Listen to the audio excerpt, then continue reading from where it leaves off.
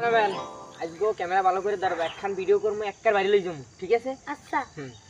Hello guys, আজকে আমরা বুয়া টিভির পক্ষ থেকে এসেছি আপনাদের কিছু সংবাদ দেব এবং আপনাদের সকল সুবিধা থেকে আমরা হেফাজত করব। চলো ক্যামেরাম্যান দেখি ওই ভাইটা বসে আছে ওখানে কেন কান্না করতেছে, তার আমরা মতামতটা নিই। চলো আসো ক্যামেরাম্যান, তুমি আসো আসো, তুমি এখানে আসো। আমার সোনার ময়নার পাখি। ভাই কোন ভাই, আমরা বুয়া টিভির পর্দা থেকে এসেছি, কিছু কথা বলবো আপনার সাথে, আপনি কি সম্মতি দিবেন? হ্যাঁ ভাই, আমি কি কবেন কোন?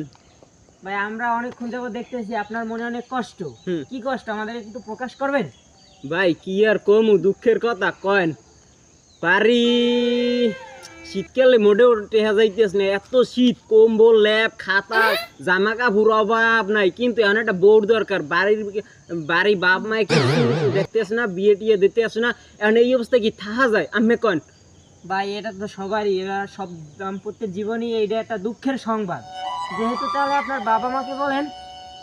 ঠিক আছে ভাই, বলবো, তারা বলছি, তারপর তারা ই করতেছে না, রেডি টেডি করতেছে না, আমি কি আর করবো? তারপর আবার বলতেছি এই 4-5 বছর এই অবস্থায় চলতেছে, যাইতেছে আসতেছে, কি আর করবো? শীত আসতেছে, আমরা টিকতে পারতেছি না, আমার একটা বিবাহ করার দরকার। ভাই আপনি কি দেশের খবর জানেন? না ভাই, আপনি বলেন। ভাই এখন তো দেশে, বাহিরের দেশে তো আপনার বিবাহ বন্ধন একবারে ফ্রি থাক। আরে ভাই এটা আগে কবেন না, তাহলে তো আমরা যাওয়া লাগবে রাশিয়া। আরে ভাই হ্যালো ভাই, আপনারা তো শুনলেন এদেশের জনগণের মতামত এবং বেকার ছেলে মেয়েদের মতামত।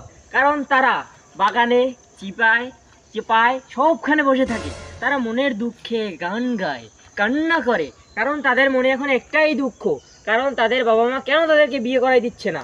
সকল বাবা মাকে বলেতেছি বেকার ছেলেকে ধরে বিয়ে করাইয়ে দেন, তারপর সে কর্মস্থান খুঁজে নিবে, আপনার কোনো চিন্তাই করা লাগবে না।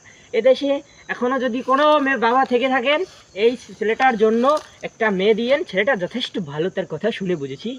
এখন এই বলে আমাদের বুয়া টিভির পর্দার খবর আজকেই সমাপ্ত করতেছি। আসসালামু আলাইকুম, সবাই ভালো থাকবেন।